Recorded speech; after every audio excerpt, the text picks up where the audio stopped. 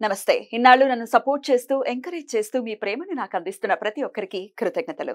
అలాగే ఈ వీడియో కూడా ఖచ్చితంగా మీకు ఉపయోగపడుతుంది. లైక్, షేర్ అండ్ సబ్స్క్రైబ్ చేసి మీ సపోర్ట్‌ని నాకు అందించండి. అలాగే ఈ వీడియో పట్ల మీకున్న అభిప్రాయాన్ని కామెంట్ సెక్షన్‌లో కామెంట్ చేసి తెలియజేయండి. ఇప్పుడు వీడియోని చూద్దాం. జ్యోతిష్య శాస్త్రం ఒక అద్భుతం. వేదాంగమైన జ్యోతిష్య శాస్త్రం అనేటువంటిది మానవ జీవన గమనానికి ఒక వరం. జ్యోతిష్య శాస్త్రం నీ జీవితంలో వెలుగునింపే ఒక భాష. ఆ భాష నీకు అర్థమైతే ప్రకృతి నీతో మాట్లాడుతుంది. అస్ట్రాలజీ నేర్చుకోవాలి అనుకునే వారికి అద్భుత అవకాశం. మురళీధర శర్మ గారి అస్ట్రాలజీ క్లాసెస్ అతి త్వరలో మొదలు కాబోతున్నాయి. 100% జాబ్ గ్యారంటీ. వివరాల కొరకు సంప్రదించండి. నమస్తే, వెల్కమ్ టు అవర్ ఛానల్. నేను పద్మిని. ప్రస్తుతంతో పాటు ప్రముఖ ఆధ్యాత్మికవేత్త, ఆస్ట్రోన్యూమరాలజిస్ట్, వేదిక్ వాస్తు స్పెషలిస్ట్, శ్రీ విద్య మరియు హనుమత్ ఉపాసకులు బ్రహ్మశ్రీ డాక్టర్ సిస్లా జయశంకర్ గారు మనతో పాటు ఉన్నారు. మాట్లాడదాం. సార్ నమస్తే. సార్ అమ్మా ఆయుష్మతి భవ. నమస్కారం అమ్మా. సార్, నక్షత్రాల గురించి చెప్తూ ఉన్నారు, పాదాల వారీగా కూడా చెప్తున్నారు. పూర్వాషాఢ నక్షత్ర జాతకులు ఎలా ఉంటారు, ఎట్లాంటి దేవీ దేవతల ఆరాధన ఖచ్చితంగా చేసుకోవాలి అన్నది ఒకసారి మీ ద్వారా సార్. తప్పకుండా అమ్మా. ఈ పూర్వాషాఢ నక్షత్రానికి శుక్రుడు అధిపతి. ఈ పూర్వాషాఢ నక్షత్రం వాళ్ళ లక్షణాలు ఎలా ఉంటాయనేది ఇక్కడ మహర్షి గారు స్పష్టంగా చెప్తున్నారు. దృఢ స్నేహం గలవారు, వినీతుడు, బహుపుత్రవంతుడు, ధీమంతుడు, గణాధిపతి మృష్టాన్న భోజ కళత్ర భోగి.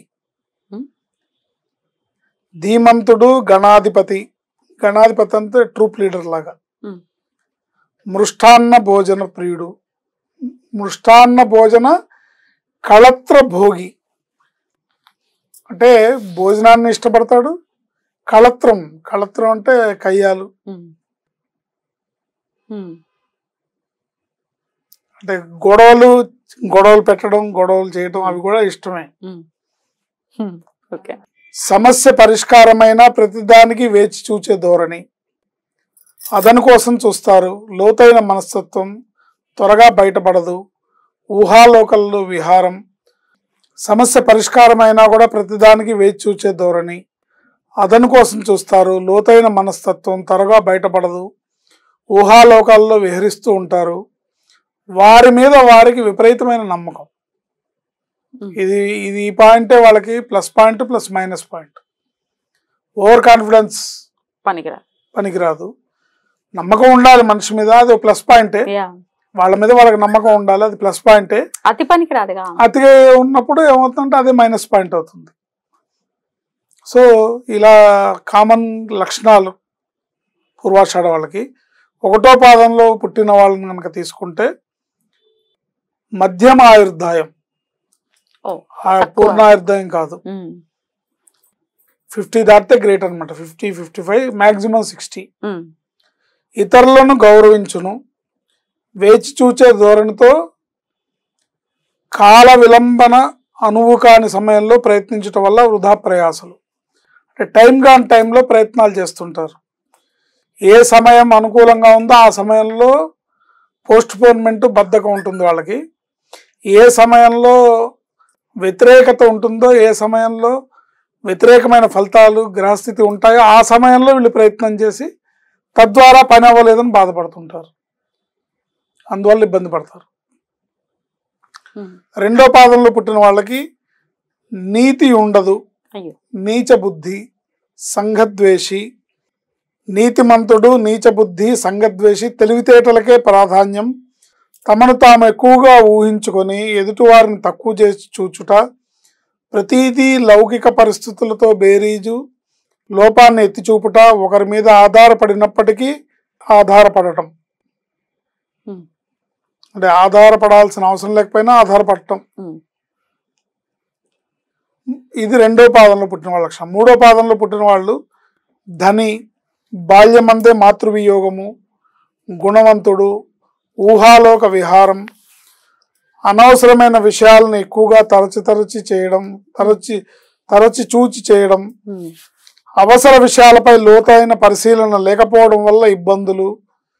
లౌకిక పరిస్థితులను పక్కవారితో బేరీజు వేసుకొని మనోవ్యాకులత చెందుట. కంపారిజన్, పక్క వాళ్ళతో కంపేర్ చేసుకొని మనోవ్యాకులత చెందుతారు. నాలుగో పాదంలో పుట్టినవాడు ధైర్యవంతుడు, సందిగ్ధావస్థతో అనవసర విషయ ప్రాధాన్యత, ఆదుర్దాతో సంపూర్ణ ఫలం పొందలేకపోవుట, నలుగురితో పోల్చి చూసుకునుట, కంపారిజన్ చేసుకోవడం అనేది ఈ 4వ పాదం వాళ్ళు కూడా ఉంటుంది. Right sir. సో ఇవి 4 పాదాల వాళ్ళ లక్షణాలు. పూర్వాషాఢ నక్షత్రం వాళ్ళు లైఫ్ లో ఒక స్టేజ్ వచ్చేటప్పటికి, మిడిల్ ఏజ్ వచ్చేటప్పటికి సెటిల్ అయిపోవాలి వీళ్ళు, లేకపోతే సెకండ్ హాఫ్ అంతా కష్టపడతారు. సెటిల్ అయిపోయి ఉన్నది తింటూ ఉంటే లైఫ్ వెళ్ళిపోతూ ఉంటుంది. 40 లోపు సెటిల్మెంట్ అనేది కంపల్సరీ వీళ్ళకి అవసరం. ఇలా 40 ఏళ్ల లోపు సెటిల్ అవ్వాలి అంటే వాళ్ళు మార్చుకోవాల్సిన పద్ధతి ఏంటంటే దైవ భక్తిని పెంచుకోవాలి. గురు భక్తిని, పెద్దవాళ్ళని నిందించకూడదు.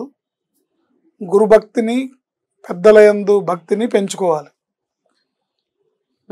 వీళ్ళు జనరల్ గా గురువుల్ని, పెద్దల్ని నమ్మరు, పెద్దగా కేర్ చేయరు. మహర్జాతకులు అయితే తప్ప. ఇందులో ఈ నక్షత్రంలో పుట్టిన మహర్జాతకులు ఉంటే వాళ్ళకి అది ప్లస్ పాయింట్ గా మారి వాళ్ళు గురువుల్ని గౌరవించడం, గురువుల్ని సేవించడం జరుగుతుంది. కానీ జనరల్ గా నక్షత్రాలకి ఈ లక్షణం ఉంది. దైవభక్తి తక్కువే, గురు భక్తి తక్కువే. రెండింటిని మార్చుకోవాలి. కానీ జాతకం బాగుందనుకోండి ఆటోమేటిక్ గా ఉంటాయి, ఉండే అవి చేస్తాయి. ఇక ఏ ఆరాధన ఖచ్చితంగా చేసుకోవాలి సార్? వీళ్ళు అమ్మవారి భక్తులైతే గనక మహాలక్ష్మి ఆరాధన బాగుంటుంది. ఈశ్వరారాధన అన్ని రకాలుగా శ్రేయస్కరం. ఈశ్వరారాధన, ఈశ్వరాభిషేకం, సోమవారం నాడు శివాలయాన్ని దర్శించడం, గురువారం నాడు శివాలయాన్ని దర్శించడం, లేదా శుక్రవారం నాడు ఈశ్వరారాధన వాళ్ళ భక్తి కొలది ఈశ్వరుడితోని అటాచ్మెంట్ పెంచుకొని ఆయన భక్తిని పెంపొందించుకుంటే వీళ్ళకి జీవితంలో ఏ లోటు ఉంటుంది. రైట్. శుక్రుడు అధిపతిగా ఉన్నటువంటి ఈ నక్షత్ర జాతకులు ఖచ్చితంగా అమ్మవారి ఆరాధన చేసుకుంటూ పెద్దల పట్ల మర్యాదగా ప్రవర్తించాలి అని చెప్తున్నారు. సో ఇవి గనక చేస్తే ఖచ్చితంగా జీవితంలో మంచి పొజిషన్ ప్రవర్తించాలి. గురు భక్తిని పెంపొందించుకోవాలి. దైవ భక్తి కూడా తక్కువే ఉంటుంది, దాన్ని కూడా పెంపొందించుకోవాలి.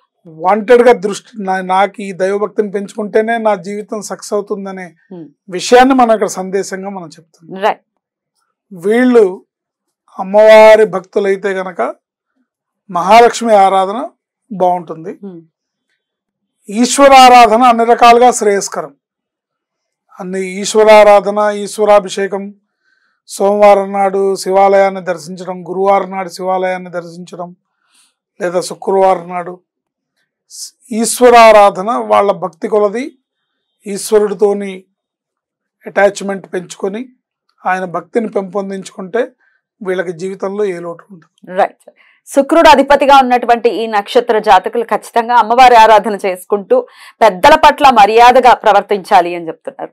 సో ఇవి గనక చేస్తే ఖచ్చితంగా జీవితంలో మంచి పొజిషన్ ప్రవర్తించాలి. గురు భక్తిని పెంపొందించుకోవాలి. చాలా బ్యూటిఫుల్ గా ఎక్స్ప్లెయిన్ చేశారు సార్. ఇక నెక్స్ట్ ఎపిసోడ్ లో ఉత్తరాషాఢ నక్షత్రం గురించి మాట్లాడుకుందాం. Thank you sir. నమస్తే. ఆయుష్మతి భవ.